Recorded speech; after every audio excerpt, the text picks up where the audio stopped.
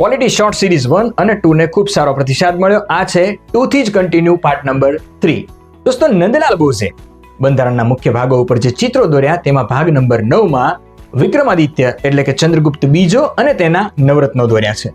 ભાગ નંબર 10 માં તેણે નાલંદા વિદ્યાપીઠ છે એનું ચિત્ર દોર્યું છે. ભાગ નંબર 11 છે તેમાં આપણને દક્ષિણ ભારતના રાજા દેખાય છે. ભાગ નંબર 12 માં નટરાજ શિવ દેખાય છે.